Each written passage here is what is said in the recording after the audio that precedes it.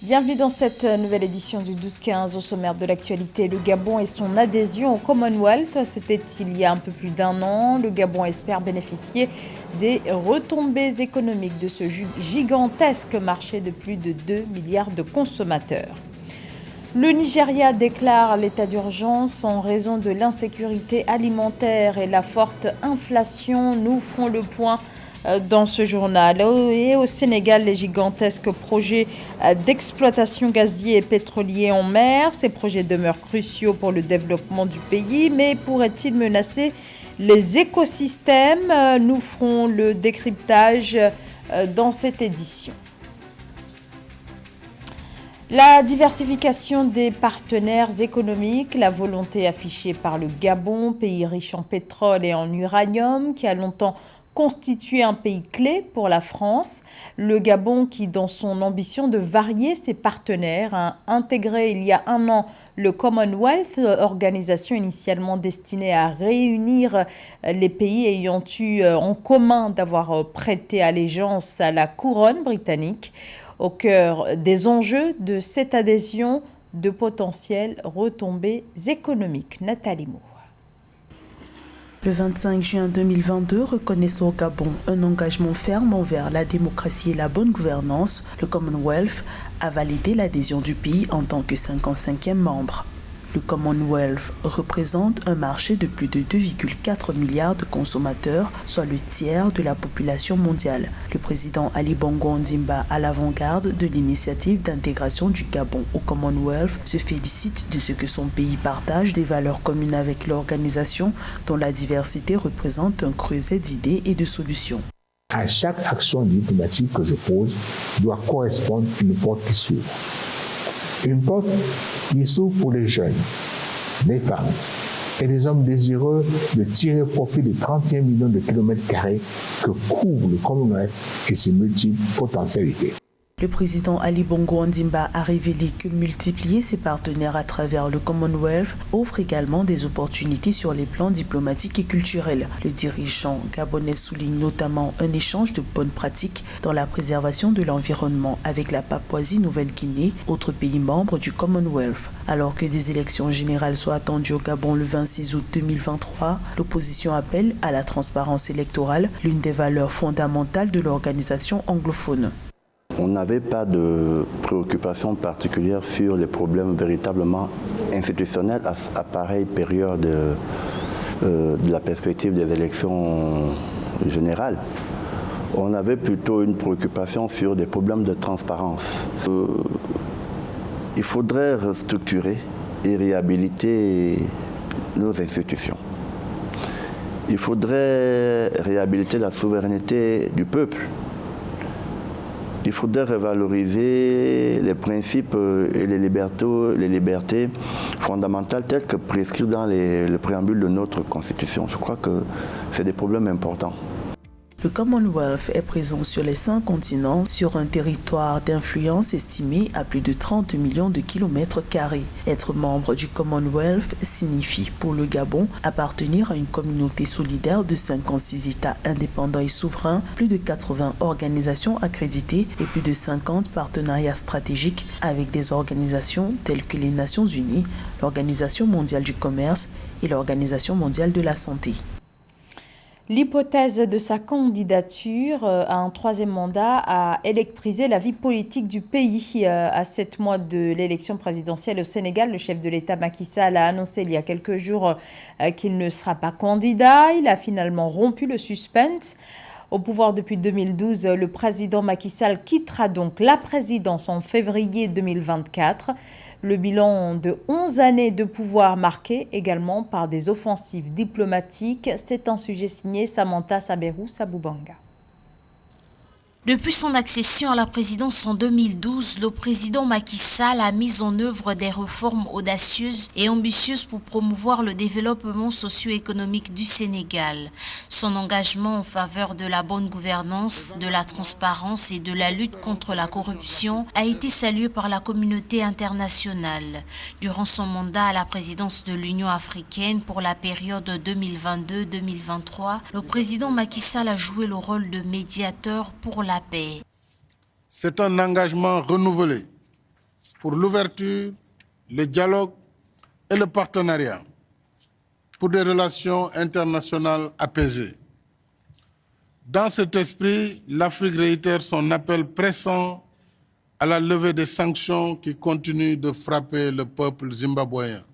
Alors président en exercice de l'Union africaine, le président sénégalais a lancé un appel pour rendre justice au poids économique du continent, pour une place pour l'Afrique au G20. Lors de la 77e Assemblée générale de l'ONU, le président sénégalais avait plaidé une nouvelle fois pour qu'un siège soit réservé à l'Afrique au sein du G20, aussi pour que l'Afrique ait une représentation permanente au Conseil de sécurité de l'ONU. L'Afrique appelle à une gouvernance mondiale plus juste et plus inclusive, notamment par l'accélération du processus de réforme du Conseil de sécurité et l'octroi d'un siège à l'Union africaine et au sein du G20. Nous espérons que l'adhésion de l'Afrique au G20, que j'avais soumise à l'attention du sommet de Bali, sera actée au prochain sommet du G20 en Inde. Après avoir renoncé à un troisième mandat, le président sénégalais a été de nouveau la démonstration forte de l'esprit d'État et de leadership.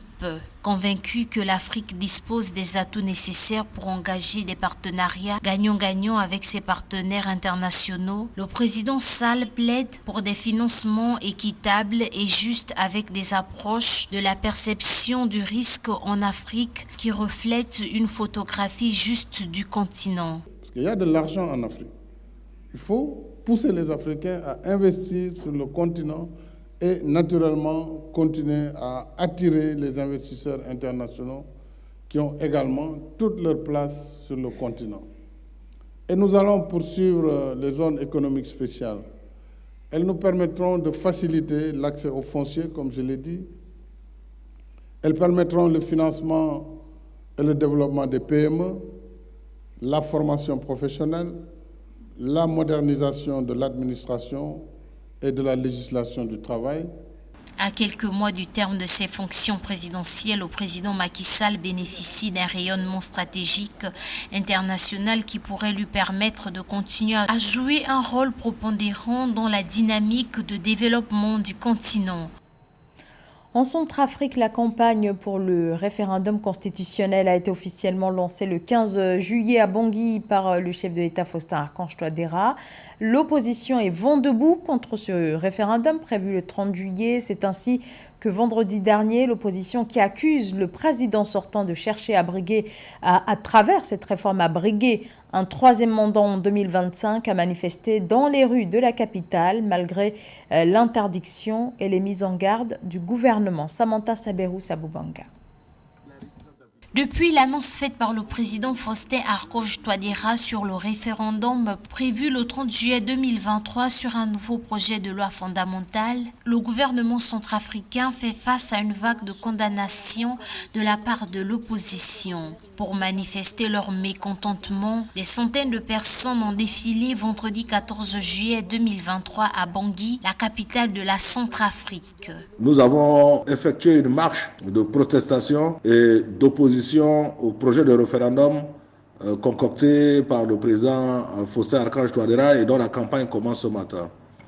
Pourquoi nous manifestons contre la Constitution? Parce que tout simplement, cette procédure de référendum est illégale.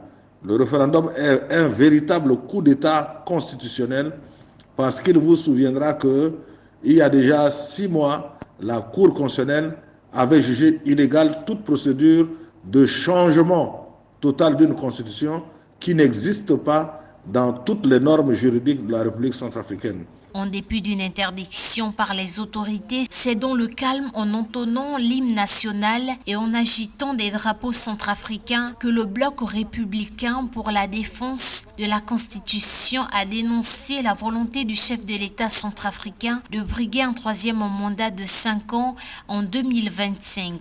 De ce fait, l'opposition dit non au changement constitutionnel. Aujourd'hui, dans le monde entier, la tendance est au quinquennat et à la limitation de mandat à 2.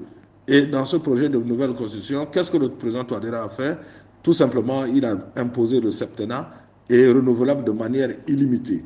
Et il a introduit des notions dangereuses pour la cohésion nationale, Donc nous nous opposons à cela et nous ne participons pas à la campagne pour ne pas donner une caution pour dire que nous avons participé, mais nous appelons tout simplement au boycott et que les Centrafricains ne votent pas, ne se déplacent pas et qu'ils ne votent pas pour cette loi scélérate qui est une forfaiture, qui est un coup d'État constitutionnel et qui est une escroquerie politique. Datée du 30 mars 2016, l'actuelle constitution est celle sur laquelle le président Faustin Archange Touadéra a prêté serment la même année lors de son premier mandat, puis en 2020 lors de son second mandat. Il a annoncé fin mai 2023 la tenue d'un référendum pour la nouvelle constitution le 30 mai et est accusé par l'opposition et la rébellion de vouloir, en se faisant réélire en 2025, rester président à vie. Notons que la campagne référendaire a débuté ce samedi 15 juillet et prendra fin le 28 juillet 2023.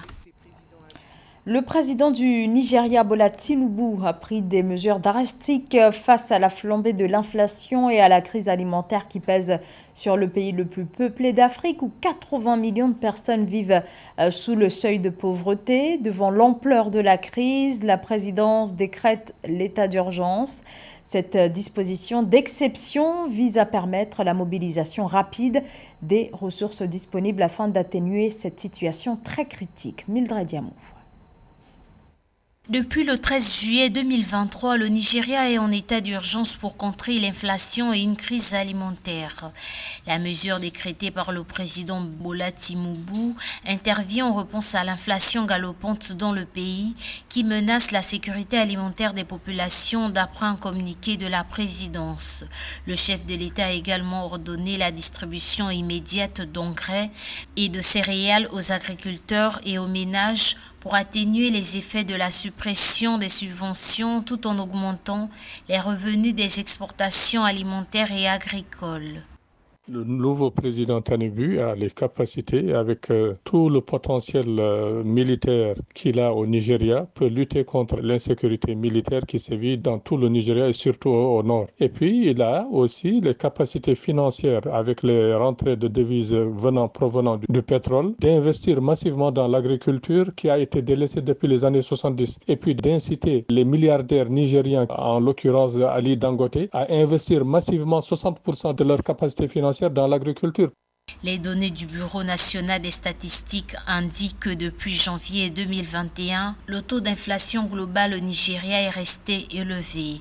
Il atteint un niveau record de 22,41% en mai 2023, en glissement annuel contre 22,22% en avril, soit une hausse de 0,19% avec les denrées alimentaires comme principal facteur de cette inflation. Il faudrait nourrir les 200 à 300 millions de Nigériens parce que sinon, c'est des dizaines et des dizaines de milliards de dollars qui seront affectés à l'importation de produits alimentaires alors que le Nigeria a les capacités et les terres pour nourrir sa population. Parmi les plans d'intervention prévus par le gouvernement nigérian, l'allocation d'une partie des économies réalisées grâce à la fin des subventions sur les carburants pour soutenir le secteur agricole à court terme et stimuler la création d'emplois dans le secteur. Le gouvernement envisage également la création du Conseil national des produits pour stabiliser les prix des denrées essentielles et maintenir les réserves stratégiques, le renforcement de la sécurité des fermes et agriculteurs, ainsi que du rôle de la Banque centrale dans le financement de la chaîne de valeur agricole. L'accord est qualifié de partenariat stratégique complet. L'Union européenne et la Tunisie ont signé dimanche 16 juillet à Tunis un protocole d'accord portant sur le développement économique du pays et les énergies renouvelables. Une coopération en grande partie économique, mais aussi sur les questions migratoires. Le texte signé dimanche entre Ursula von der Leyen, la présidente de la Commission européenne, Giorgia Meloni, la présidente du Conseil italien, le Premier ministre néerlandais Mark Rutte et le chef de l'État tunisien Kais Saied. Le texte porte également sur la lutte contre l'immigration irrégulière. La Tunisie est le point de départ pour des milliers de migrants qui traversent la Méditerranée vers l'Europe. L'accord prévoit une aide de 105 millions d'euros pour lutter contre cette immigration et une aide budgétaire de 150 millions d'euros. Le Sénégal ambitionne d'entrer dans le cercle des pays producteurs d'hydrocarbures. Alors depuis la première découverte de pétrole offshore en 2014 jusqu'au gisement de gaz révélé en 2017, le pays attire les grandes compagnies pétrolières. C'est toute une économie qui pourrait être transformée. Mais avec cette dynamique se pose aussi la question des conséquences de cette exploitation pétrolière sur l'environnement. Philomène Tine. La période 2014-2016 a été caractérisée par la multiplication des découvertes de gisements de pétrole et de gaz au niveau du bassin sédimentaire sénégalais. Le pays ouest africain est en attente de ses premiers barils de pétrole et mètres cubes de gaz en cette année 2023. Selon les recommandations, le Code de l'environnement du Sénégal doit nécessairement être en phase avec les implications environnementales de l'activité pétro-gazière. Alors, ces ressources pétrolières et gazières ont été découvertes en offshore, c'est-à-dire dans la mer, et particulièrement pour le pétrole de Sangomar, c'est dans le delta du Saloum, dont la caractéristique est une kyrielle d'îles disséminées, mais aussi un milieu naturel marqué par une exubérance de la mangrove. Il y a une vigilance à apporter de ce point de vue. Et là, nous avons besoin de monitorer peut-être les eaux, c'est-à-dire de regarder jour par jour la qualité des eaux. En effet, l'industrie pétrolière et gazière développe des activités d'une grande complexité technique et opérationnelle. Pour les acteurs en charge des hydrocarbures du Sénégal, se posent les défis de prendre en compte les aspects environnementaux et ceux liés à la santé des populations impactées par les installations pétrolières et gazières. Au niveau des communautés, c'est d'abord les intéressés. À travers le contenu local, une loi qui a été votée pour permettre aux entreprises sénégalaises et aux communautés de pouvoir être intéressées aussi aux richesses générées par le secteur pétrolier et gazier, mais également par la RSE, que ces populations puissent être aidées pour que l'arrivée du pétrole et du gaz, qu'ils puissent le ressentir eux-mêmes dans leur vécu quotidien. Les réserves importantes de gaz naturel et de pétrole du Sénégal présentent aussi des risques, notamment sécuritaires et environnementaux. Le Code pétrolier du Sénégal, adopté le 24 janvier 2019, stipule que les titulaires des titres d'exploitation d'hydrocarbures dans le pays sont tenus de respecter les droits humains dans les zones impactées par les opérations pétrolières et gazières. Un mot de football avec la Coupe du monde féminine de football 2023 qui se déroule cette année en Australie et en Nouvelle-Zélande. Coup d'envoi de cette 9e édition ce jeudi. Le continent africain est représenté. L'Afrique comptera 4 sélections. Le Maroc, l'Afrique du Sud, le Nigeria notamment. Premier match en ce qui concerne l'Afrique le 21 juillet. Ça sera donc vendredi. Le Nigeria affrontera le Canada. Et c'est la fin de ce journal. Merci de votre fidélité. Dans un instant, une nouvelle édition de l'actualité sur Africa 24.